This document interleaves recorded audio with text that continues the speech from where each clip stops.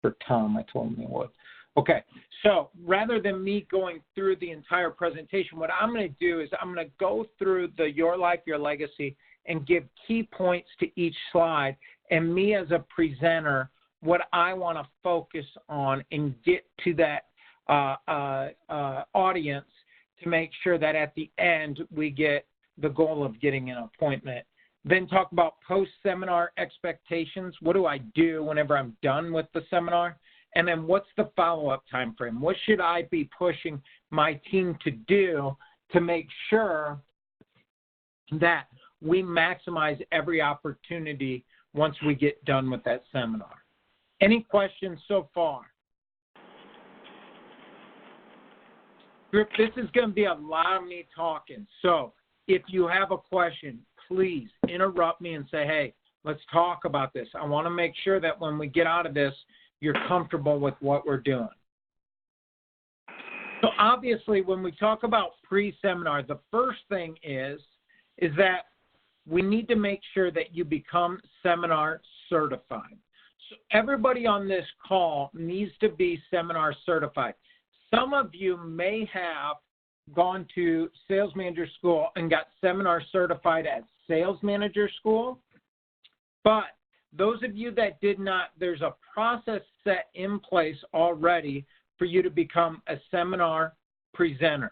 Now, there's a link, and I just clicked on it. Let me make sure you can see it. Yep, you should have it now. On Insider, talking about becoming a presenter certified, or becoming presenter certified and the requirements for that. So here's the requirements right here. So a sales manager or certified sponsor in your market should facilitate the trainee's certification. So here's the deal. Anybody that is not certified, takeaway number one, you need to email me. I will be the sponsor for each one of you. I want to be able to ensure that you go through the right channels, and I want to be able to observe you giving the seminar. And if you need to observe me giving the seminar, there's no problem with that. I'll be happy to do it. So first is identify the sponsor. You got that already.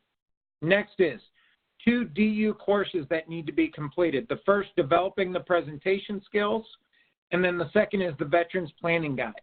And then you take the post-test. We do the Veterans Planning Guide because it's a key tool that we use in the Your Life, Your Legacy presentations, but obviously then we also have veteran seminar presentations. All right? Then you study the script and the notes, take the Your Life, Your Legacy test in DU, and then there's observation certification where I observe you giving it and sign off that you're certified as a seminar presenter. Any questions on this?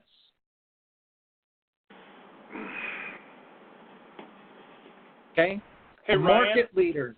I do got one question. So we did get certified down in our sales manager school, but I've not seen, and I tried to find it, I have not seen the veterans seminar. I've never even watched one or the slides on the veterans seminar. Great. Shoot me a note, Meets, and we'll do, if you've done the classes already, all it is a separate presentation certification. So it's you watching me, you studying it, and then you giving it me signing up. Okay, perfect. Good question. Market leaders on the call. You will notice that there are other job codes that are eligible to become seminar presenters. The only thing I ask is that we have that discussion before having the conversation with those individuals. But if you feel as though there's someone on your team that you want to get certified, we just need to talk through that. So the first thing when we talk about, hey, I want to start getting involved in seminars, is I got to start going through the seminar certification, presenter certification process. The next thing is I need to start identifying locations to host the seminars. Now, what I will tell you is we have identified locations in some markets that have worked previously, but maybe the demographics around that location has changed since the last time we've been there. I ask that you keep an open mind. Don't just default to what's always been done. Keep an open mind to where you want to host these at. I'm going to talk about the banquet or private room and the setup for them. But ideally, we like to find locations where we can have a separate area to host the seminar. All right. If they have a private room where doors can close, that's even better. We want to make sure that it's a recognizable name within the community, something that folks will go to. For example, Mates did one West Des Moines, a place called Maxie's. It's been here forever. Of course, the people around in the area, they're going to know what that is and know what the reputation is. Stating the obvious, make sure that when they see that on an invite, it's one they're going to say, that's a great place. Not one that's been there, has a reputation, but it's not the reputation that we want to bring folks into. We don't want them looking at it and saying, you know, I just never know what I'm going to get there. Make sure that you know, folks, when they read the place where the seminar is going to take place, the restaurant, they're saying that's something I want to get to. Then one thing I recommend, this is from personal experience, if you can do a preset menu, do so. And even when you're talking to management at the restaurant, seeing if you can negotiate that preset menu cost. You know, it may be a salad, a couple of sandwich options, side options, and a dessert. And it's $12 a plate. You know, be smart when we're going to these restaurants that we don't get to a restaurant like, I'll use an example of a Cheesecake Factory. If you've ever been to a Cheesecake Factory, their menu's got 4 chapters. I mean, it takes you 3 hours to get through the menu. Be smart so that when folks come, we seat them the day of the seminar. The options are there, all right? Cuts down on choices, and it also helps to control your costs. And then again, demographics around the restaurant. This is what I said earlier. If we've used a place in the past, but we haven't done seminars for quite some time, don't just default to that. Make sure we're going to that restaurant, looking around, understanding the area that it sits, and is that the demographic that we want to target? Next thing is, so now I'm on my certification process. I've identified a restaurant. I've worked with that restaurant to get a private room, to get a preset menu. Now I get to start working with Ashley. So Ashley is going to be at the territory level your point person to help get all of our seminars set up. So select the dates for your seminar. Ideally, what we like to target is a one-day seminar with 2 seminars, so a lunch and a dinner, all right, a morning and an evening option. If you feel as though, you know what, our best approach or what we've seen is that we get a better draw in the evenings, it may be 2 days with 2 evening options, okay? We may do it a Tuesday, well, take for today, Tuesday, July 2nd at 6 o'clock, or Thursday, July 4th, if it wasn't the 4th of July, at 6 o'clock. But you get the concept. Again, that's communication. That's trying a couple different options for those of you that haven't had a lot of seminars and seeing what the community responds to. And if it's a grassroots seminar, be sure to fill out the form ahead of time. I'll send everybody that form. Let me see if I have that saved on my desktop here. Give me 1 second. Sorry about that. I thought I had it embedded in there.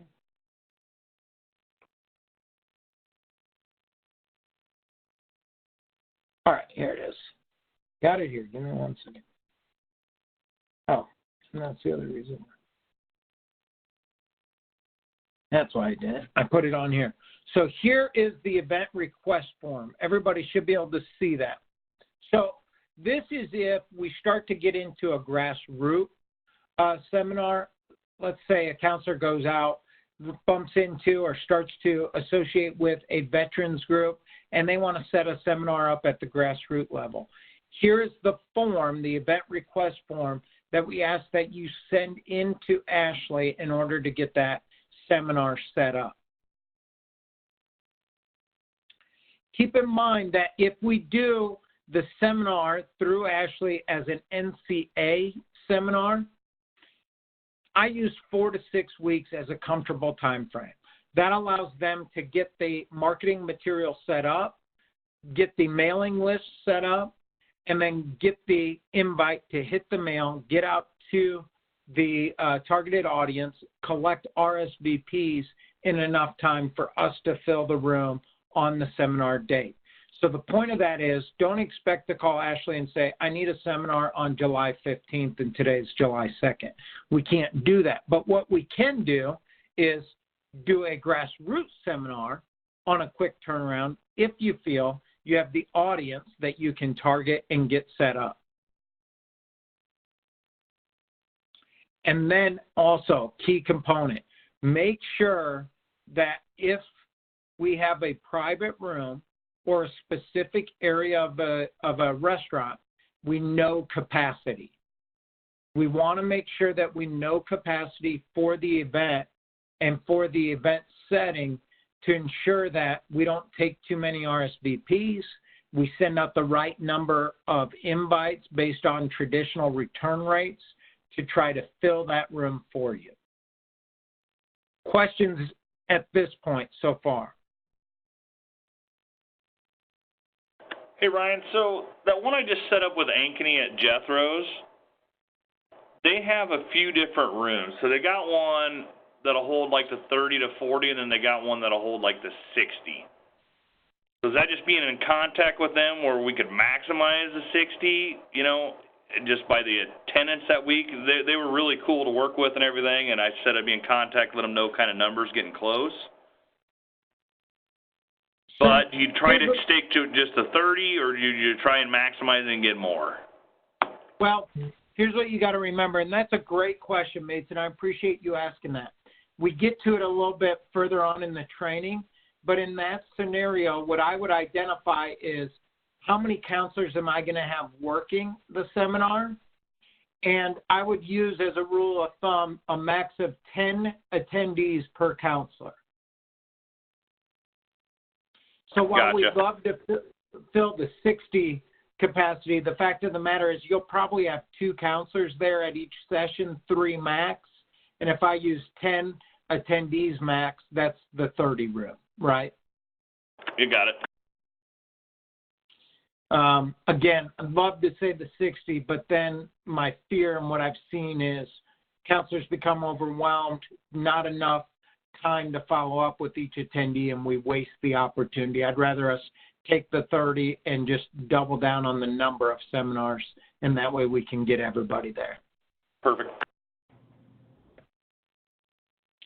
Okay, so I've become certified, or I'm working on my certification. I got my restaurant identified in the area of town. I've negotiated to get a good menu. I've talked to Ashley, given her all the details. We've put together a firm time of when we're going to have this seminar. I know the timeline from, say, NCA of when they're going to drop. Now I got to start focusing on who on my team is going to be eligible to work this seminar. Remember, these should not just be handed out to anybody.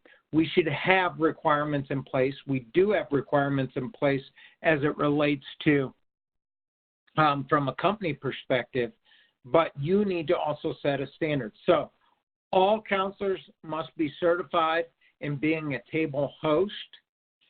They need to be able to pass the seminar presenter table host test. If you do not have that, we'll get that to you.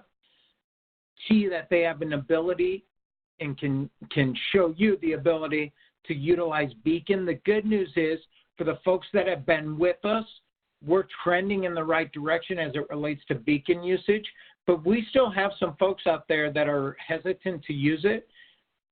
My opinion, and what I would challenge each one of you, is those folks should not be getting company-provided leads when they're not using company-provided resources. And so I want folks that have an ability to utilize Beacon. They understand the seminar discount program. They have an ability to clearly explain the dignity benefits and dignity differences. Why is this important? Because during the presentation, we actually talk to it. And remember, in some of your markets, most of your markets, we have competitors that do similar type activities or have a sales force present. we need to make sure that our counselors are able to go and speak with not only every family that we talk to, but specific in this scenario, the seminar families, and be able to explain our dignity benefits, our dignity differences. And then also have a Salesforce proficiency.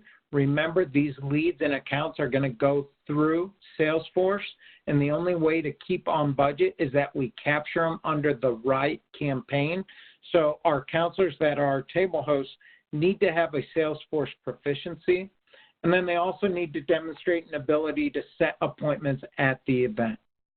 So if you have a counselor who can pass the seminar presenter table host test, they utilize Beacon, they understand the discount program, they have an ability to clearly explain dignity benefits, dignity differences, they're great at Salesforce, but they can't set appointments, you need to set a standard of what needs to take place in order for them to be a table host.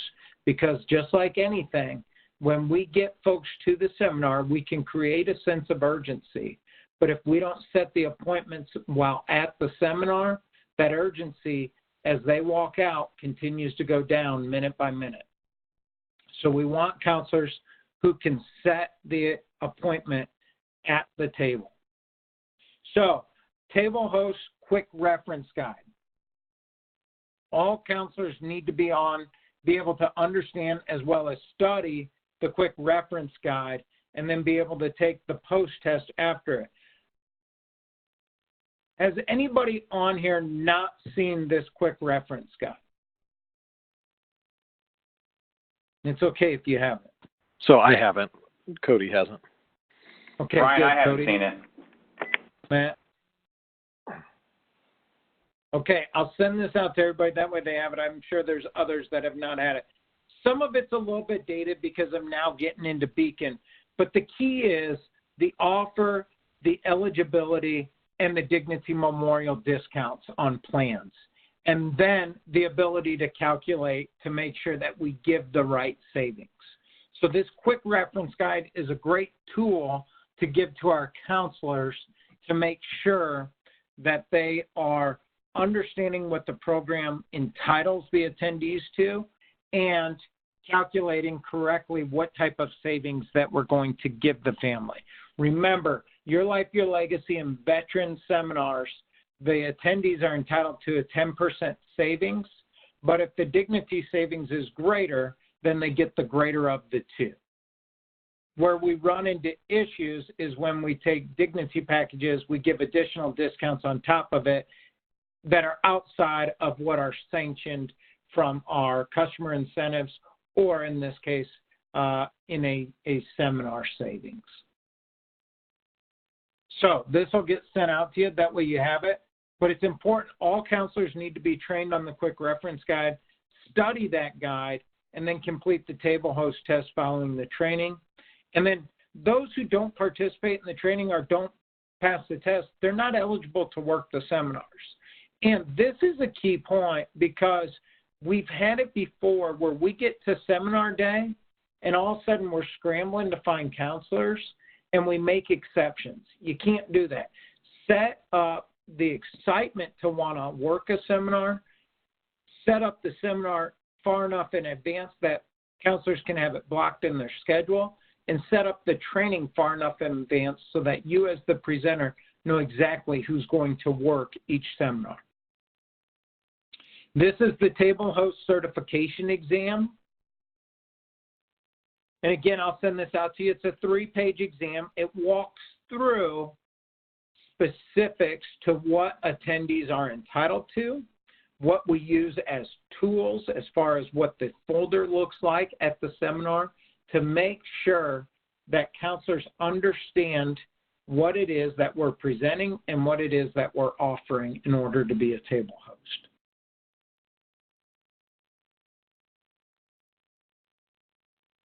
Okay, next is, again, now we've set it up. We got it through Ashley. Restaurant's ready to go. We've done our certification. We know who's going to be working it. Now it's time for us to continue to promote our seminar. So the first thing is there are promotional materials already in the Insider that are available to you. So I took a little screenshot here you can see on it, but also we hyperlinked it. I'll pull it up. This site, team, is perfect for you as you begin to build your seminar processes at your location and with your team. Here it is on the Insider. You have everything that you need already spelled out on this page, and then here is the promotional flyers that you can use. Okay? Some of you should be familiar with it because our counselor training celebration, when folks come back from class, that promotional flyer and editable flyer is right there. They even have the seminar tickets if you need to use those. So again, we have everything set up. We're walking through the process. We need to make sure that we maximize capacity. Mate's just talked about, he's got a restaurant that can do 30 to 40 to 60 people. Well, listen, we want to fill the place if we have enough counselors. And if we do, then let's get it out there. Let's start promoting it to folks in the community as well as leads within our sales force. NCA will provide a call list that is scrubbed against the do not call.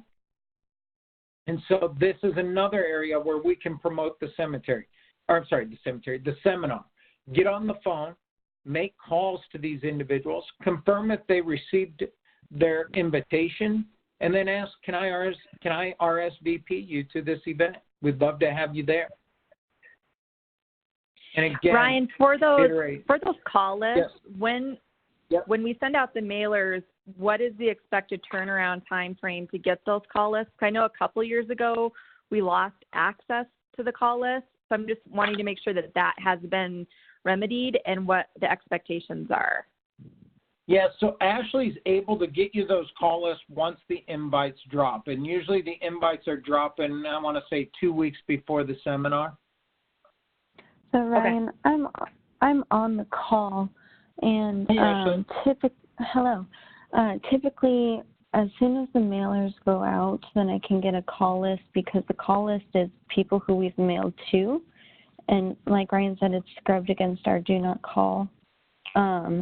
Because NCA has to send it to our corporate offices to be scrubbed, it kind of depends on corporate and when they get it back to us, but typically it's a pretty quick turnaround time, and I usually request them the same day that I approve the mailers. So as soon as I know the mailers are set in stone and we're going to be mailed, I put in that request for the phone list. And most of the time I'm going to ask you if you want it or not. Perfect. And Ashley, correct me if I'm wrong, but that's at the same time or relatively same time period, you'll be sending them the link to track their RSVPs as well, correct? Yes, yeah, absolutely. And that link login actually won't change, so everyone's login information is going to be the same for every seminar that we do through NCA. But kind of going back to the flyers too, I also have a handful of different flyers that aren't on the Insider, so we got lucky and we have a pile of them. So if you would like, at the same time of the callers, I can send you a flyer. Perfect. Ashley, anything else so far that you've heard that you want to add to or shed some light on based off what I've been sharing with the team? Anything that we're missing out on? No, so far I think it's great. I think we're right on track. Okay, great. Hey, Ryan, so with the flyers, so say we give them out to the restaurant, a week before just to start desk drop or, putting them out with their menus or what have you. Is there a way for them to call a different number or something so we can track if they came from a flyer or if they came from the mailer? So that's going to be difficult because all of the RSVPs are going to be taken by either NCA or RME. So that's why we put that specific phone number on the flyer, so that way it gets added to the list of NCA. That way it gets put in Salesforce underneath that specific seminar. So we don't know if they bid on the mailer or the flyer. Correct. Okay. Otherwise we would have two different campaigns going for the same seminar. Right. Good question. Any other questions?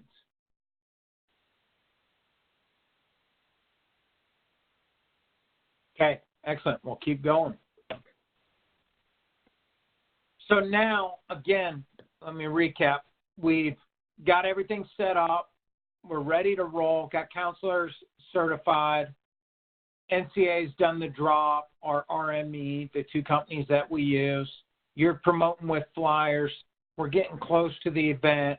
We need to make sure that we work closely with Ashley throughout. And the good thing is, team, with Ashley taking an expanded role, she's going to stay in communication with you, but you need to make sure that you're following along in the process and staying on top of things. So we need to make sure we have all of our supplies ordered. Make sure that we have the folders ready. You know, before the seminar, I need to make sure that I have a personal planning guide and a veterans planning guide that I'm going to take with me. And the key is on this, I take one of each. If I bring a whole stack of them, guess what? Folks don't want an appointment. They just want to walk to the front of the room and grab theirs. Business cards. You'd be amazed how many seminars I've been to where counselors don't have business cards with them. And the next thing, they don't have their planner or something to identify appointment times. Again, we're focused heavily on Salesforce. That's great. In these scenarios, we need to have something on paper to show here's the appointment times that I have available and getting folks signed up. So this is all in preparation for that seminar. The day of the seminar now. So we've built all this up. We've got our RSVP list. We're ready to go. We have counselors equipped to host the table. The key now is, again, being timely. Arrive early to set up the room, right?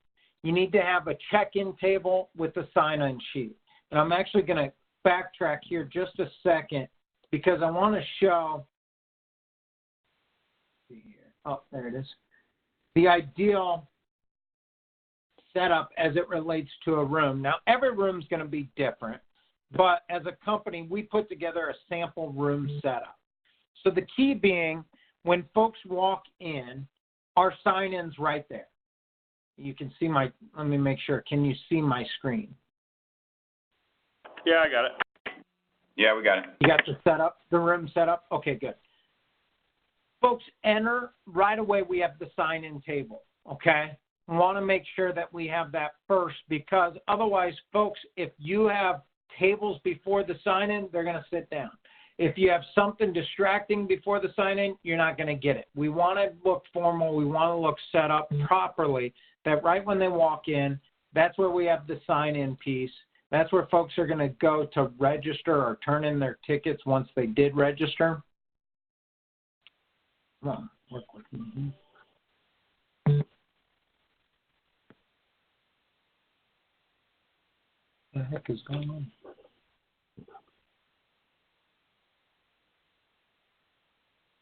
Sorry, gang, my mouse is disappearing when I try to go back to showing the presentation.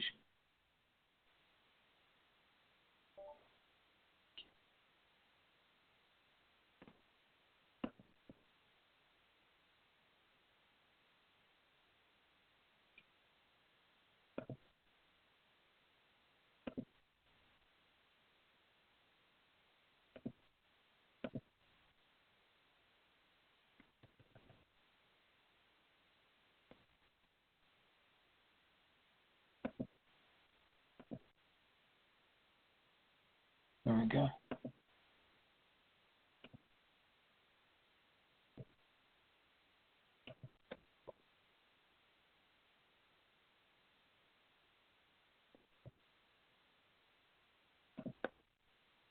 Okay, there we go. So we'll send out the ideal setup. Again, understand every restaurant's going to be a little bit different. Every setup's going to be a little bit different. But check-in table with the sign-in sheet. We have an actual sign-in sheet that we ask you to use that you will have, okay? It'll have the names pre-printed on it for you to be able to use. Here it is right here, Your Life, Your Legacy. It's going to have name, address, email, phone, and then veteran or non-veteran. We ask you to use that. Don't recreate the wheel. Use the one that is sent out to you. And then check-in host if possible, understanding that at all locations this may not be possible due to staffing. But if you have someone that's a friendly face, they're outgoing, they're there, they can be there at the seminar to greet folks when they come in and set that first impression, please do so. Want to make sure that we have counselors there 45 minutes ahead of time. We say 45 minutes because we know inevitably something's going to come up.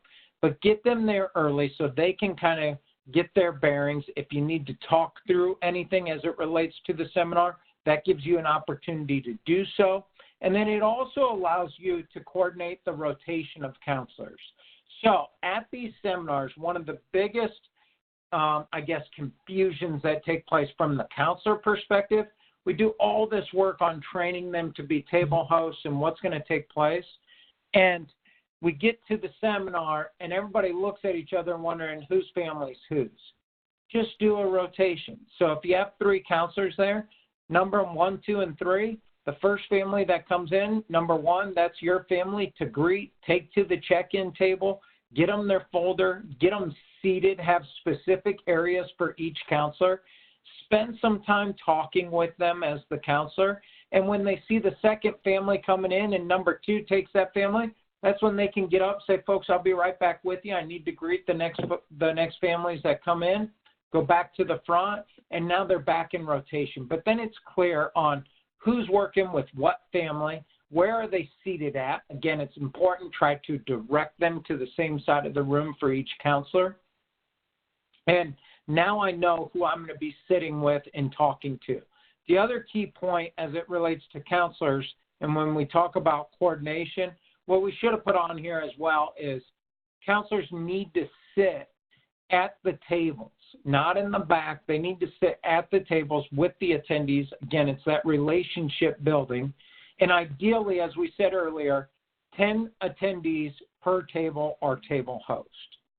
Then one thing that I do that I recommend to everybody is try to keep the Caring Choices form out of the folder.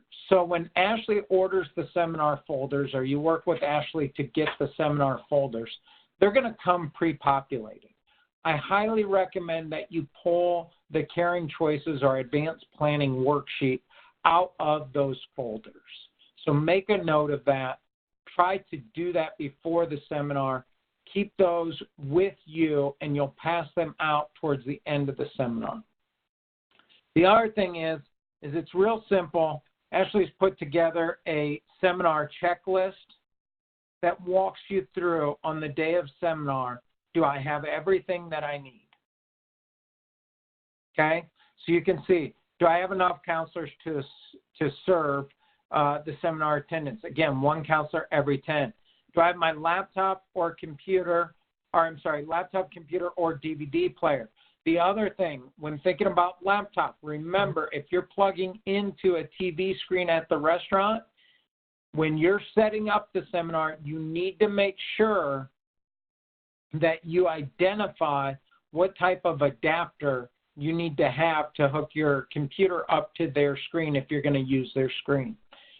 LCD projector, large portable screen. If they don't have a TV or a screen present at the restaurant, you need to have your own screen as well as projector. Any speakers, because there is a video in the presentation. Extension cord and power strips.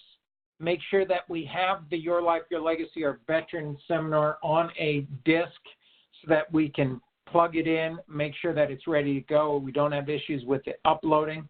GPL from the closest location. You can have a GPL just sitting at the front on one of the tables in case after the seminar or as you start to get into one-on-one conversations with families, if they start asking it, we can present. If they start asking pricing, we can present a GPL. And then any Dignity Memorial exhibition materials, the personal planning guide, veterans planning guide, brochures, our seminar sign-in sheet, Dignity pens. Again, make sure that you have pens, preferably that promote our locations to go with the folders. Seminar kits, the door prize, something that's very important. Make sure you have the door prize, $25 max. door prize that you can give out when you do a drawing on the Caring Choices or advanced planning worksheets that are turned in. We have refreshments and meals coordinated, counselor business cards, and then make sure that, again, we have our lead rotation as it relates to families arriving and who sits with who. Questions on this?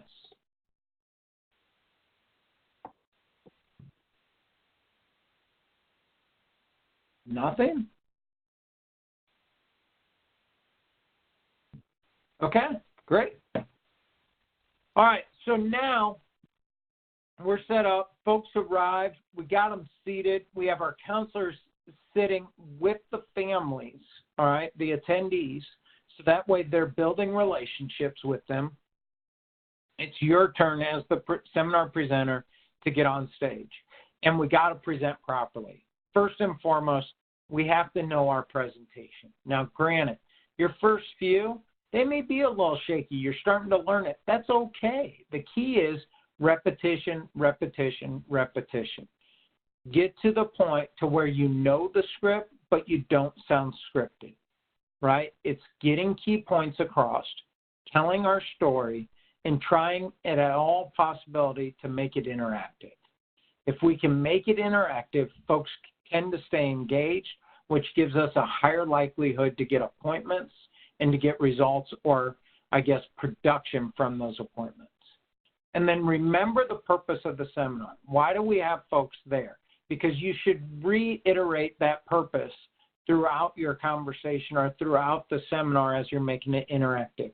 Our purpose is to educate and inform, and then at the end of the day, what we want to do is be able to set our counselors up to set an appointment with each attendee to receive their personal planning guide. We know if we've done a good job of presenting and informing and stressing the importance of doing pre-arrangements and having a personal planning guide filled out, that in the end, we should get an appointment for the personal planning guide, but also when our counselors go out to deliver that, the questions are going to start to happen and folks are going to say, we need to get this taken care of. And then also a key point of presenting properly is walking through the Caring Choices are now the advanced planning worksheet. You as the presenter should walk through that, talking to each question, getting the audience to fill it out with you as you're reading each question. Okay, so I'm going to walk through the Your Life, Your Legacy presentation, key points, okay, that you should be focused on as you're going through this presentation. Again, remember, this is our warm-up, right, our welcome. This should be on the projector when folks are coming into the seminar. And the key on the beginning is welcoming folks, introducing your table hosts, introducing yourself, and then it's a quick story of why you got into this business. A desire to help folks prevent themselves from going through a very difficult time, and if they are in a very difficult time, being able to be a resource to help them through that process. But really what I like doing is getting out and informing the public about our pre-arrangement program. Again, helping them to plan to make it right. Then we transition into kind of setting that stage that we're going to talk about a difficult subject, but really what our goal is to help families and to try to ensure that families never have to show up on the doorstep of our locations unequipped, unprepared, on the worst day of their life. And really start to ask yourself, how is it that you want to be remembered? Remember, that kind of sets the stage, all right? We're going to talk about this difficult subject. Our goal is to not have you or your family show up on the worst day of their life unprepared, and we do that by thinking about how we want to be remembered. We show a short video, it's not embedded on this, that talks about the value of pre-planning, and you want to set the stage with that there's many benefits of pre-planning. Let's hear from some folks and as to why they did that, what their reasonings were. And then when we come out of it, this is where we start to get interactive. So if you recall, those of you that have done a seminar, those of you that are getting ready to, in our folders, the seminar packet folders that we give to families is a survey. And we ask them to participate in this. And you recall this is from University of Washington that did a survey to try to find what folks, the general public, thought were life's most stressful events. And again, this gets the audience to start picking up a pen and participating with us. And we hope that by doing this, not only are we making it interactive, but then when we get to the advanced planning worksheet as well, they're not afraid to pick up the pen and start to fill it out. So we ask them to take some time to fill this out. And then my personal preference is before I switch to the answers, I start to ask, who here had divorce as the most stressful, death of a loved one as the most stressful, and start to get hands raised, and then transition to here were the answers. And the reason why I do that is because once I switch to this, and I've already asked who voted on what, you kind of get some remarks from people, and you get folks to start talking about why they voted what they did, and there's nothing wrong with that. Remember, the more they talk and start staying, I guess, in line with what we're trying to focus on, which is taking care of a very stressful event ahead of time, the better it is for all of us. But again, we show the results, and then, the general concept of this slide is to say 2 of the top 3 most stressful events are something that we're all going to be faced with. And it makes sense to talk about it ahead of time as well as prepare ahead of time. Then, next transition, now we start talking about what happens when the death occurs and setting the stage. All of you know your sales presentation. That's what this is, right? So a death occurred last night, and the first question that comes up in most cases is what now? Who do I call? How does my loved one want to be remembered? And where do I even start? And without prearrangements in place, these questions become even more difficult to answer. Then, not to mention, what would be the emotional and financial effect on our loved ones? And again, walking through, all right? So if there's not prearrangements in place, now I have to make the most important decisions of my life during a very stressful time. I'm wondering, is it really what my loved one would have wanted? And then not to mention, just like a gallon of milk goes up every year, so do funeral costs. Again, I'm giving you the Cliff Note version of it, but to give you a feel for what the seminar is focused on, taking folks at this stage through the at-need situation, and then asking individuals, have you experienced this? Because more than likely, 9 out of 10 times, if someone raises their hand and you ask them to please share their experience, it's going to be, I had to make arrangements for, let's say, my father. He didn't have anything in place, and, it was just kind of a mess of a situation. And you as the presenter need to acknowledge that. I appreciate you sharing that with me. I know it's hard to do so. Can you see how if there were prearrangements in place when your father had passed, it would have made it a little bit easier? Again, that's all playing towards the value of what we have to offer and the value of that personal planning guide, which is what we're going to ask folks to agree to at the end of this is a time to get that personal planning guide. Questions, comments?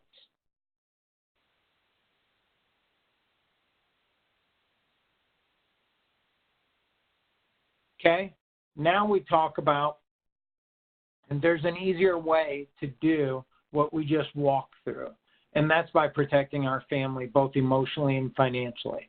And we can use the example of planning for weddings, planning for college, education, retirement. Those are situations in life, big moments in life that we spend a lot of time planning for. We just walked through a scenario where there wasn't any planning done, and folks had to make very difficult decisions in, call it a 2 to 4 hour time frame on the most difficult day of their life. So the emotional side, if we take care of pre-planning ahead of time, we can help alleviate that emotional burden and make sure those questions that if pre-planning is not there, never get answered, are answered. Then we talk about insurance, right? And this is where, as a presenter, I want to make sure I'm asking, how many here have homeowners insurance? How many here have auto insurance? and you should see hands from everybody. And then the obvious question, why is it you have that? And it's, hey, in case something happened, I want to make sure I'm covered. That's right. And so when we talk about pre-planning and pre-arrangements, doesn't it make sense to insure ourselves on something that we know is going to happen if we've taken the time to insure ourselves on something that may happen or that is a possibility of happening, just in case something happens? And then I ask the question, how many of you have made pre-arrangements? And again, you can't get a wrong reply out of this. So if somebody raises their hand and says they have pre-arrangements, address it. Great. Congratulations. Thank you. Why is it that you took the time to put pre-arrangements in place, if you don't mind sharing with us? And again, 9 out of 10 times the reply is going to be exactly what we're looking for. I did it because I lost a spouse and I never wanted to go through it again. I did it because I know my kids couldn't do it and I wanted to make sure that they were covered and they were taken care of. All the reasons that feed right into what we're trying to do. Then I'm explaining, we just walked through a difficult and then an easier situation. And the good news is, from our standpoint in the Dignity Memorial Way, is we've taken 4 simple steps to help you plan to make it right. We reflect, we record, we secure, and we share. And now I'm going to break them down. The reflect is thinking back on our life and how we want to be remembered. What do we want our services to say about us? And you can give specific examples. Remember, people like examples. And then something as simple as cremated or burial.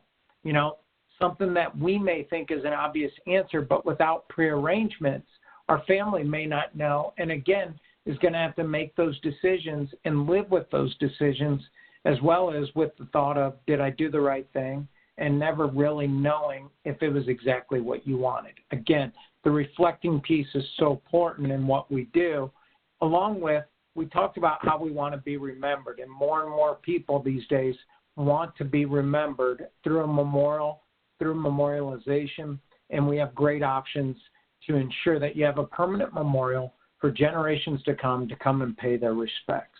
And we can show you those options as well. But it's important in the reflect situation that you think through. Are my grandkids, my great-grandkids, are they going to have a place to come, remember me, as well as commemorate my life, reflect back on my life? Then we get into the record piece. And again, this is where I'm starting to introduce the personal planning guide. So recording's key because it's going to help with that emotional burden, answering the questions. The good news is, as Dignity Memorial, we put together a book called Personal Planning Guide, answers 90% of the questions that come up at a time of need. And here's where I'm setting the urgency for the appointment. I'm going to show the Personal Planning Guide, and I'm going to say, we have one here today. What's great about this seminar is that at the end of it, the table hosts that are with you are going to make sure that they set up a specific time to come out and hand deliver to you, free of charge, your personal planning guide. So now I've set the expectation. Again, key point on this page is introduce the personal planning guide, only have one.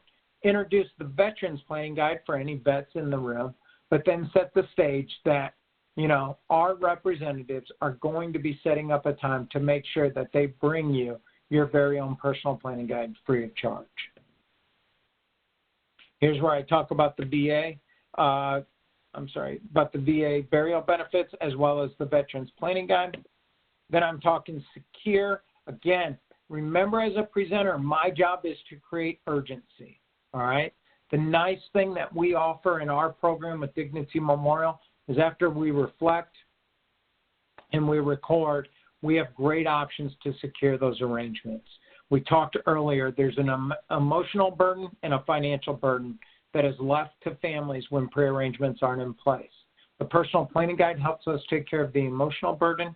The secure step number 3, is where we take care of the financial burden. And what we do at Dignity Memorial when we deliver that personal planning guide is we are open to sitting down and talking to you about funding options to help you lock in at today's cost. The advantage of pre-arranging is that it's locked in today. You pass away 50 years from now, your family doesn't have to pay any more for our services. And we can put those into convenient payment terms to help eliminate that financial burden. Again, really honing in here on why it's important in step 2 to get that personal planning guide. In step 3, why it's important to understand and be an informed consumer what your options are for paying for your services. And then share. Again, I'm going to talk here about the fact that filling out a personal planning guide but not sharing it with anybody really doesn't do you a whole lot of good. We want to make sure that you share with your family and your loved ones what your wishes are, what wishes are in place, what has been taken care of, what hasn't been taken care of, and then you store that in a key, secure area where your family can find it in the event that something happens to you. Again, this also helps us as we go out and we meet with the family and we reiterate the step 4, the share piece.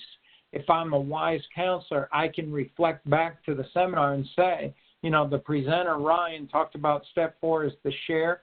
Let me show you also not only where to share this with your family or how to share it, but key individuals that we can record their information and notify them that you have taken this step and that they are key individuals that will need to know the details and they need to speak with you. Set this up for referrals. And then, again, now I'm recapping and really driving home the point of why do you need to take those 4 steps. It's a wise decision that shows you care.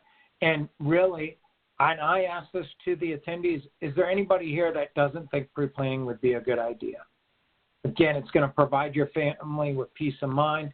It's going to eliminate that emotional burden as well as the financial burden. And it's going to ensure that your wishes are honored. And really, you're the only one that knows what you want. And again, what it's going to do is allow your family to celebrate your life that was lived. Then I start talking about my Dignity Memorial difference, my Dignity Provider benefits, and what separates us. Again, spend time as a presenter going through each one of these and separating ourselves from our competition. And then a little bit more about who we are and why we are the absolute best at what we do and the folks that they need to turn to no matter what to get their questions answered when it relates to pre-planning as well as any funeral, cemetery, or cremation needs. And then I wrap it up. Now, when I get to this slide, this is where I'm going to pass out the Caring Choices or the Advanced Planning Worksheet. And what I'm going to say to folks is we've gone through a lot of information. What families have told us that have attended our seminars is at the end they'd like to get some initial thoughts down on paper. So we put together what is called an Advanced Planning Worksheet. We're going to hand those out to you, and let's walk through it collectively together. I'm walking through the 8-9 questions. I'm giving them time to fill it out. The first one says, I prefer cremation or burial. Here's my comment to every question as I read it. So I read that question, and then I say, go ahead and check the box that you feel fits your desires today as we've gone through things. And if you're not sure, check both, because we want to make sure you're informed, and so we can get you more information, more options on both burial as well as cremation. And I'm using that line on every question that I go through. Don't hold people back to having to make one answer. We want them to get all the information that they so desire so that we can walk them through the process and rest them assured that they're making the right decision. I'm going to get through those questions, and then I'm going to say, now it asks for your personal information. Go ahead and put that down there. Obviously, we have that from the invites, but we want you to record your information because we're going to do a drawing at the end. And now our table hosts are going to come around to each one of you to set up that time to personally deliver the personal planning guide to you. Again, no obligation. We're asking for 20, 30 minutes of your time for you to be able to get this information, fill it out, and have it in a place to where your family knows where it's at, as well as answer any questions that may come up. And now it's handed over to the table host to get up, to get their planner or their time slots out in front of the family to say, what's the best time for me to get to you to deliver this personal planning guide? Okay, now I'm going to shut up because that's a lot of talking. Questions, comments, concerns from anybody?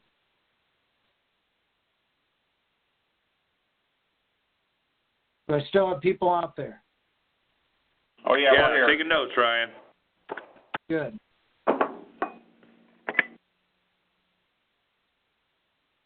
Okay.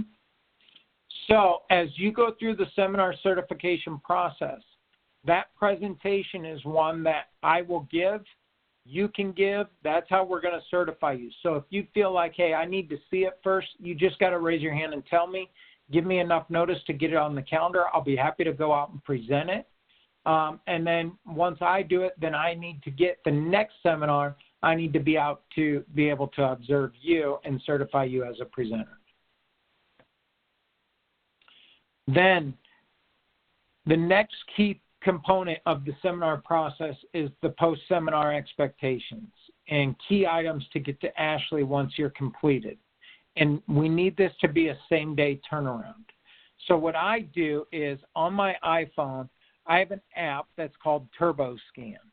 I put that on my phone. When I get done with the seminar, I'm scanning these with my phone on the TurboScan app and emailing it as a PDF right over to Ashley. So if you're writing things down, look on your Apple Store, or if you got Google Store, and download TurboScan. Because then you can get everything done right there at the seminar after folks leave and sent over to Ashley so we can close out the seminar or start to process the closeout of the seminar to get everything into Salesforce so we can track it. So we need to have the completed sign-in sheet, all Caring Choices forms, as well as the presenter evaluation forms. And I should have specified when we went through the presentation overview, I asked for presenter evaluation forms after the counselors are done setting appointments. So kind of as folks are getting their food or starting to eat, that's when I will stand up and say, hey, you have one other form if you'd be so kind as to fill it out. Let us know how we did, how we can improve, and show them the evaluation form and ask them to fill it out. And then you can collect it. And then the key is for counselors, do not go back and create accounts in Salesforce. We will load those leads into Salesforce with a goal with a 24-hour time turnaround. And then what I would ask you to do at the end of the seminar is to send to me a quick note via text, via email, the number of attendees and the number of appointments. And I put on there one-to-one. And what I mean by that is obviously we want to get a one-to-one appointment count. But if you have couples, so if I have a total of 12 people there and it's 6 couples, and I set an appointment with all 6 couples, that's 12 appointments. So it's appointment per person.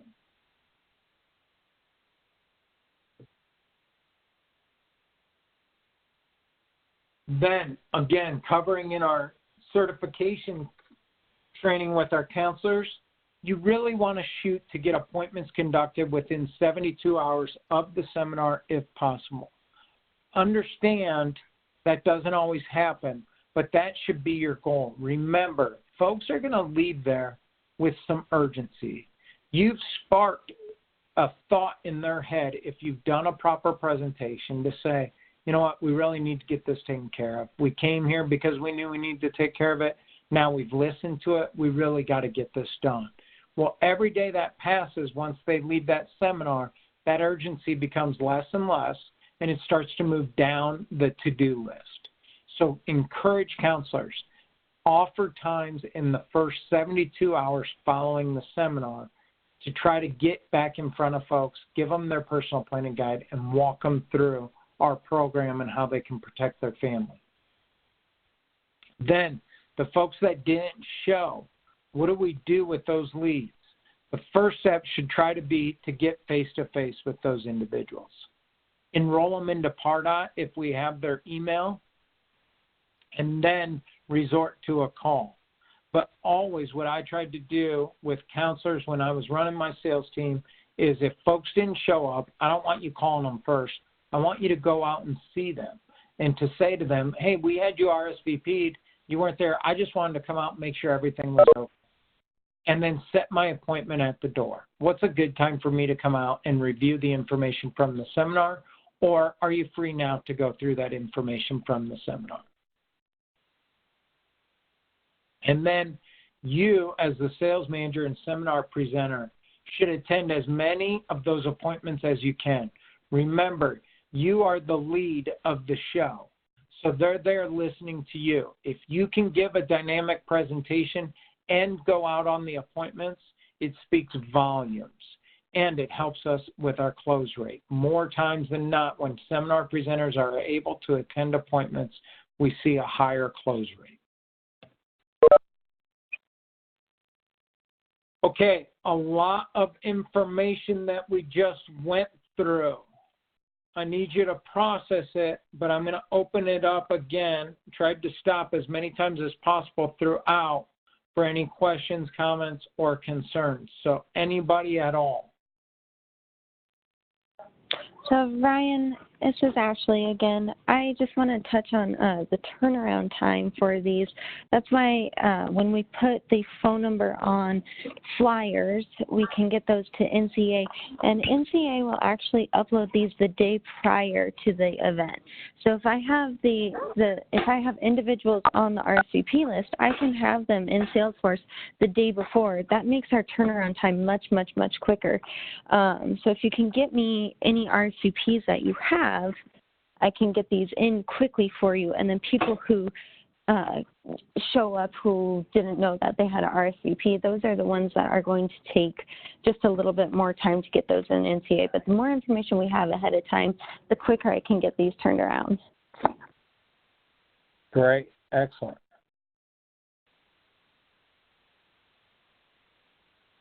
That's even better. Anybody else? Questions for Ashley, for myself?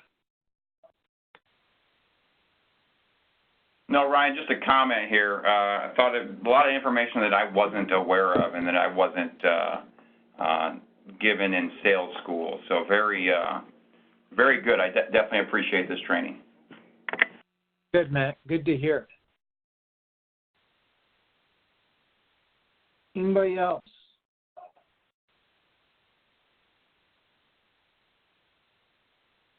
Okay.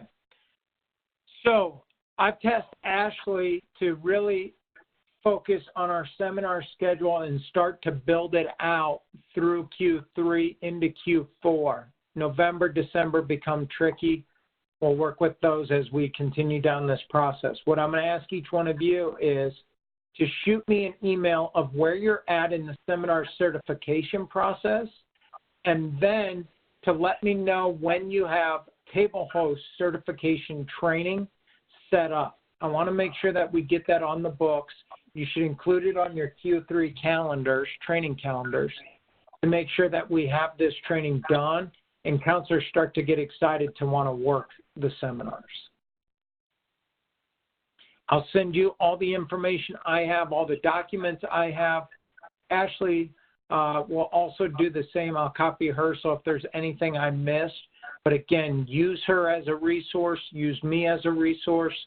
Make sure that, we don't shift focus from our core lead sources just over to seminars. Let's get on top of our core lead sources and then use this to add in that extra production on the months where we have seminars in place. Okay, everybody, I gave you an hour of your time back, or 15 minutes.